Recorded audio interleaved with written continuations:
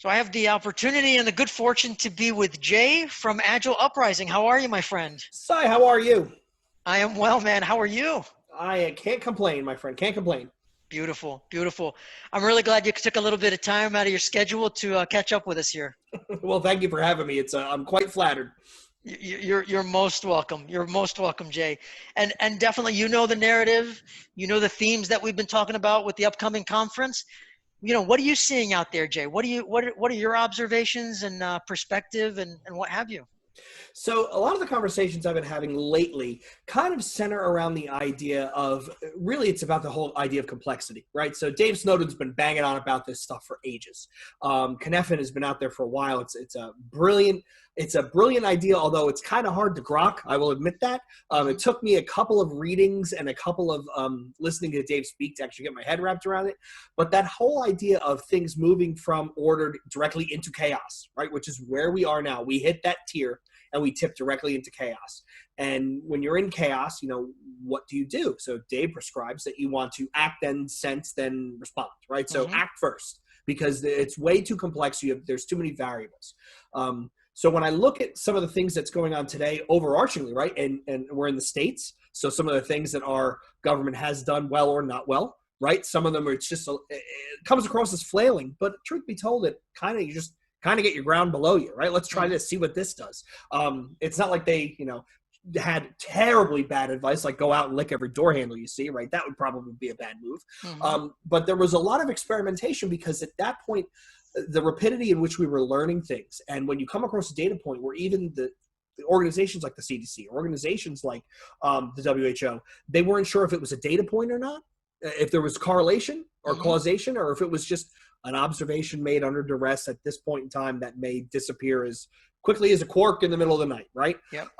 So a lot of the conversations to that point, a lot of the conversations I've been having around is complexity and how do we deal with not the general masses, because that's kind of egotistical and insulting, but the idea of us living in a complex environment is starting to hit home with a lot more people. Yeah. Now in the agile world, right, in the software delivery world, especially in the agile coaching world, the idea of complexity is fairly normal, along with some other ideas that may seem kooky to a layman who's just doing, straight up Java development. But for us, it's fairly normal. So it's kind of fascinating to see these conversations happen where I've actually heard the remark made of, okay, well, now that we realized how to distribute all of our workforce, we realized that at speed, we were able to spin up however many, I work for a very large company, however many hundreds or thousands of people, we were able to spin them up quickly and get them working distributed. What does that mean for the next time this happens? Or more importantly, what does that mean for when things go, gratuitous air quotes, back to the new normal? Do we need these giant corporate headquarters? Do we need these giant offices, right? And you want to talk about impacts, not just to the rank and file, not just to the people who work there. You want to talk about greater societal impacts, right? So what happens if a whole bunch of, what happens if something like Wells Fargo, for example, don't work for Wells Fargo. Imagine a major American bank decides, you know what, we can work distributed. We can do almost everything we do online. We can have offices by appointment only. What if they start shuttering, say, 1/3 of their branches? What does that do to commercial real estate? What does that do to the bondholders that invest in them and planning on they're going to be around forever and ever and ever? So there are some real long tail ramifications to some of the things that are happening in our world right now. And a lot of people are just trying to get their head wrapped around it and make sense of it. And one of the other things I've seen a lot more realization about, a lot more acknowledgement of, is the idea of mental health. So mental health is not the absence of mental illness. I came across that in a white paper somewhere, and it really resonates with me because people can say, yeah, I'm pretty mentally healthy, but just because you're not, say, bipolar or schizophrenic or obsessive compulsive or attention deficit, none of those things are necessarily good or bad, right? Just because you don't have one of those doesn't mean you're necessarily mentally healthy. And the acknowledgement that mental health is almost as important, if not more important than physical health, is another acknowledgement I'm starting to see. And, we talk about, I come from the agile world side. So when we talk about, safe spaces and transparency and Frederick Laloux and bringing your whole self to work, typically we think of people as their physical health and how your physical health is so important. I would argue that your mental health is just as, if not more important, and people are starting to realize that. When you think of the power of emotions like hope, Yep. right? Hope is the strongest emotion we have as humans. Better than anger, better than love, depression, anxiety. Hope is the deciding emotion that we have as humans. I just finished a book by Howard Bloom called The Lucifer Principle, which talks a lot about, he's very much in the Dawkins world. So talking about how behavior as a genetic offshoot. And there's a lot of examples where they have run experiments on rats and run experiments on animals, monkeys in cages, where when they lose hope, they basically just curl up. Yeah. And the reason I bring that up in the terms of mental health is we really are experiencing something that we've never experienced in humanity. Now, there are echoes, right? This is an echo of the Spanish flu, which is an echo of a flu prior to that, and a virus behavior. You can look back through history and find all those examples. But we are going through something truly unprecedented, and there's a lot more dialogue around the idea of mental health and mental awareness, and asking, or even just trying to understand where people are, and do they need something? And on the other side of that coin is not only the acknowledgement that mental health is important, but it's also the acknowledgement of, if you need help, it's okay. Yeah. And that's not a bad thing to say, hey, you know what? I need someone to talk to. I'll be completely honest with you. I'm an excitable guy, right? I got a great sense of humor. I host the Agile Uprising podcast, and we're always laughing and giggling. But I had a tough time. I had a tough time for a couple weeks. For me, it was very tough. The running joke is I steal that line from Clerks where I hate people, but I love gatherings, right? I had a tough time being in the house, and I love the wife's death, love my pets, love my dogs. But at the same time, I just missed that human connection. And for me, looking introspectively, that was very eye-opening. Yeah. For someone who normally describes himself as, I pretty much got my, crap in a sock. I'm put together okay. I was having a tough time. But when I went to work and I realized that there were other people who were like me, who were having the same feelings, that was very, very enlightening to say, you know what? It is okay to stand up and say, hey, I'm just not having a good day. Can I just vent to somebody for 15 minutes and we move on? So that's another thing I've seen, is the acknowledgement of mental health as something being very, very important. It's also been a wild ride, talking about, we'll talk about complexity, and we'll talk about uncertainty. People having to get used to working from home. Yeah. Right. So I am a work from home full-time employee. So to me, it was just, I don't get to go to the movies and the out to dinner with the wife, twice a week on the weekends. Right. But for other people who are used to going to an office, maybe who are true, pure extroverts who need that human to human, at least face-to-face contact, working remotely was a bit of an uphill battle. So that we've had a lot of discussion around what does healthy distributed working look like? Not just distributed teams, but distributed working. How do we healthily interact with each other in a way that we still accomplish the overarching goals, but we still get that sense of humanity? Yeah. Right. Whenever I hear the term, speaking of humanity, whenever you hear the term, somebody says, well, I need a resource, that really gets my hackles up. Right. Simon Sinek says that we're not head count, we're heartbeats, right? Craig Larman talks about how don't call them resources, call them meat widgets. Because if you're going to insult them, you might as well go whole hog, which I love that term. But when you talk about the view of people as resources, and how you need to create a way by which these people can all work distributed and still feel that connection, right? That's a human thing that we need.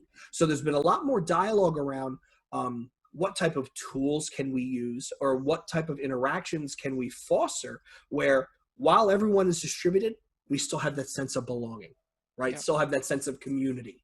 And it's been a very fascinating conversation, because let's be honest, we all realize there's nothing out there that does that. The internet is not a good replacement for that genuine human to human interaction.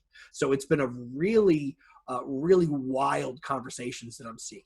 It's stuff that you would think in traditional corporate America would not even, tip the scale or not even register. And now it's legitimately moving the needle. Yeah. Yeah. So Jay, this brings up an interesting sort of thought, and I'd love to kind of just share it and see what your perspective is here. Given the current conditions, and we're questioning so much, is there anything we're not questioning today?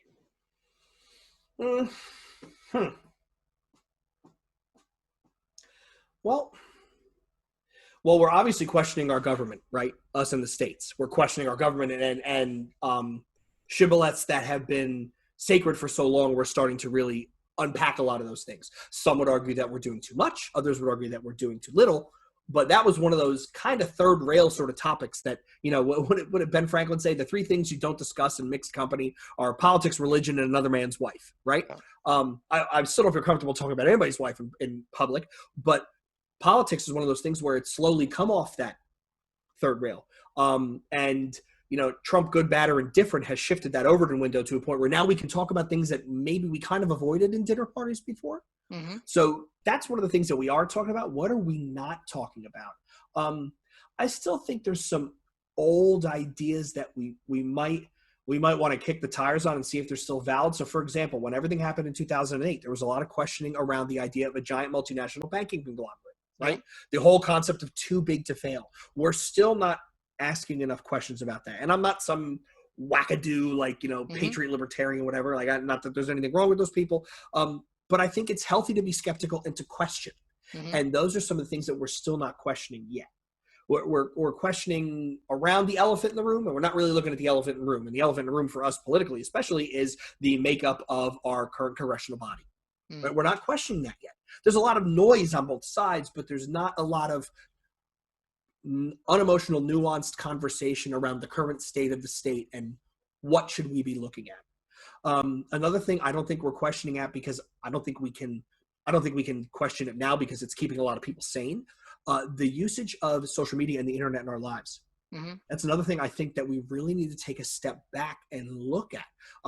Do I claim to have a magic wand that'll explain it all and I have a great idea? No. But we know that the bubbles that you build, either purposefully through the friends you cultivate or inadvertently through algorithms, put you into quasi-echo chambers. They create cognitive dissonances, right? They put blinders on you.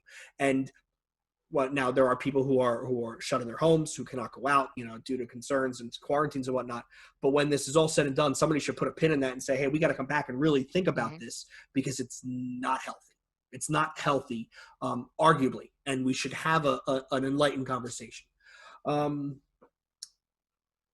There's so much that we could really go down rabbit holes on things that aren't being talked about, right? The makeup of public transportation, mm-hmm. right? We could talk about that, where it was never used, and then all of a sudden this happened, so then people dropped off, but it's truly been neglected in the country, right? The shortage of bicycles. I read an article today. We have a shortage of bicycles in our country, right? So maybe we should have designed our cities. Some cities, I live outside of Philadelphia, and some cities have made some effort to incorporate more bike traffic. They did a weekend where there was no cars on a lot of major roads. It was pretty cool to see those YouTube videos.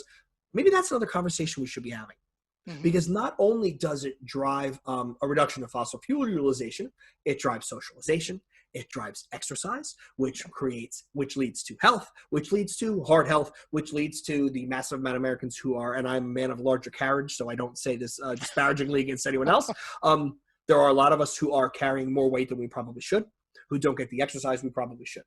So maybe we should have that conversation, right? And again, going back to my spirit animal, Dave Snowden, he's had conversations around how do we get people at festivals to do more recycling, to not throw so many disposable water bottles away. It would be an experiment along those lines. And how do you shift that overarching cultural narrative or human narrative to a way where they don't hear that what you're doing is bad, mm-hmm. but they hear that there's a better way to do it and it's over here. So you might want to think about it. Just plant the seed and let it grow. Yep. That's another thing that we can, go down the rabbit hole public policies wise. Very well said, man. I love the multitude of perspectives you're integrating. It's very, very rich and very, very powerful. The question that comes to my mind is, are we then, there's so many aspects of our civilization, of our society, in any which way you define that. Are we really in the process of almost reinventing ourselves now, because we are forced to confront some of the things, and we're not confronting everything, exactly to your point, but are we in the process of, in a sense, rebirthing ourselves, our civilization? I think so. So I don't know how familiar you are with Jim Rutt. Have you ever come across Jim Rutt's work? Yep. And the stuff he's doing with Game B, right? And the basin of attraction, and shifting the overarching human narrative into a different basin that's more positive as opposed to one that's more negative. do think we're approaching something like that. If you want to combine another offhand reference, Strauss and Howe in The Fourth Turning, or Yep. human generational theory, right? Granted, they've been saying we've been going into this climax for years and years and years now. It's a little bit of, okay, I finally see the leopard after I've been calling for the leopard for 20 years. But there is something to that. So I do think we are in the process of going into a brave new world and there are people who are trying to figure out that brave new world just out of morbid curiosity. I think there are people trying to figure out that brave new world to make a buck, right? Mm-hmm. It's a human thing. But then there are people like you and I who are more curious and really would like to say, if I'm going to replace I'm going to put it into Agile nerd terms. If I'm going to transform my organization from a waterfall organization to an Agile organization, I want to make sure that I'm doing things as well as possible, taking every potential perspective into account and creating a better system that's holistically healthier, right? Mm-hmm. A rising tide raising all ships and all that. That I think is happening. I just hope that there are enough smart people or influential people in the right places to help us move to that, to steal a Jim Ruddism, to that correct basin. Yep. Yep. And Jay, exactly as you described that, from as you said, enough people. Are there enough people? Actually, sort of a two-part question. Is humanity in the center? Is our own humanity in the center of that? And then, are there enough people truly putting humanity or something else as central? Exactly to your point, not merely trying to profit from other people's difficulties. So I think there are enough people thinking about this problem. However, I would question, are there enough people with the right intent, right? Mm-hmm. Now, I'm a big believer in the idea of, Dr. Graves, Don Edward Beck, Hrcsko, and spiral dynamics, right? So human evolutionary consciousness. And all of their studies have shown that the people at the higher end of the spectrum, second tier type thinking, is a very, very small percent of our population. However, our population is growing at a fairly ridiculous clip. So you would think that there's enough people out there that if we can just find a way to get them all talking to one another, and this event, right, Transcending the Crisis, might be a way to do it. Get enough of those people networked together in a way that they're all talking to one another. So at least if they're having that ongoing narrative, that ongoing conversation, maybe something really. I'm sorry, my roommate cat is being a little disruptive. All good, my friend. All good. We welcome all company. All good. But to my point, you would hope that there's a way, a methodology that all these people can find each other and start talking to one another, because that's where that change will truly occur. It's the whole thing we study when we talk about, transforming organizations. When 5% of a population adopts a thing, it's considered embedded, right? It is now it is basically in the genetic makeup of that organization itself. But when you get to the 20% point, that's truly the tipping point where that idea goes from embedded to unstoppable. At that point, it has reached over 1/5, and it is the quickly moving wave that's going to consume everything, or subsume the laggards that are left behind. So do I think that 5% is out there? Absolutely. Do I think that 5% is talking to one another? Probably not. Do I think there are probably people in that 5% that don't even realize they're part of that 5%? Absolutely. Yeah. Absolutely. But so the first step to your point is, well, let's get them all together and get them talking. But then you have the it's the balance, the natural balance, right? So if you've ever went into like some of the Ken Wilber stuff with the theory of everything, where if you start changing the system, you're inadvertently impacting behavior, the culture, and the people. But if you change the people, you're impacting the culture. So it's all balanced. So I don't think it's going to be easy. I know it's not going to be fun. But I do think if we have enough of the best intended people, even in the back of my mind, my spider sense is screaming, the road to hell is paved with good intentions. If you have enough of these people talking to one another, a million monkeys and a million typewriters over a million years, somebody bangs out a Shakespeare. I would like to think that there's enough enlightened folks on the globe that can actually start to enact these kinds of change that we want to see. Beautiful, beautiful, man. You have a way with words. I'll put it that way. You truly have a way with words. Just keep talking until they make sense.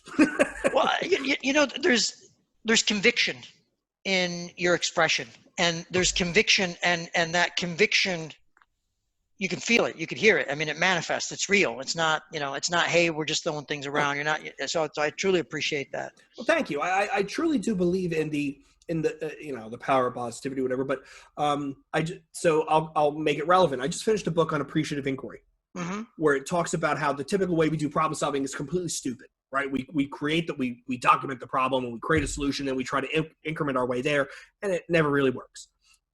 The whole idea of appreciative inquiry, and I hope I don't butcher it, and if I do, I hope there's nobody from AI on the phone that can get me right. It's the whole point is concentrate on the things you're doing well. Concentrate on the things that work, and as a team, as an organism, as an organization, right?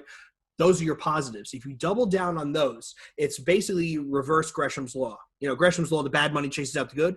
In reverse Gresham's law, the good things you do will grossly outweigh the bad. So when I think about that, I think of, okay, well, if we all as a group, right, we start thinking about the things that us as a species, us as a society, things that we do well, and we concentrate more on that, maybe there's a better chance, instead of just saying, wagging your finger. But there's always stuff wrong. It's the whole thing of where, I don't know if you're a golfer, Si, I think Mark Twain was right. It's a waste of a nice walk. But they talk about how when you step up to the tee, you don't say to yourself, don't hit it in the sand trap. Don't hit it in the sand trap. Because your brain doesn't hear the don't. Your brain hears hit it in the sand trap.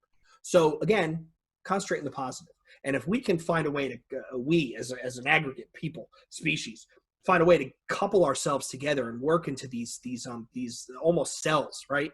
To grow the culture that we want to see, and be the change you want to see in the world. If we can do that, get those people connected, again, it quickly reaches a tipping point. I truly believe so. Very well said, man. Very well said. There's a lot of people listening. There's a lot of people interested. If you can give leaders and people leading from every position, every vantage point, one piece of advice that you would really want them to embrace wholeheartedly and put into action for impact, what would that be, man? I'm just going to steal what I just said. First of all, leadership is not a title or a role or a responsibility. It's a state of mind and a way of behavior. That's what leadership is. Beautiful. So my point being, just because you don't have a title of manager or you don't have a title of leader doesn't mean that you are not necessarily a leader. If I could whisper into everyone's ear, one piece of advice, I think it would be the change you want to see in the world. Carry yourself as if you are the perfect representation of what you want the people you are leading to do. Good leaders create followers. Great leaders create disciples who really at a almost soulful level take in what they've learned from that person and then try and pay it forward and propagate it outwards. And that's where I think we have, as humans, the biggest chance to make the best change is treat people the way you want to be treated, embody the behaviors you want to see, and you will never not be surprised. And people are, for the most part, smart, right? You will never not be surprised at what they can actually do if you give them the right positive encouragement. Beautifully said. Beautifully said. Man, thank you for making the time. Really appreciate it, brother, all around. No problem, Si. Thank you so much for having me. I really appreciate it. I'm looking forward to the event. Thank you so much, Jay.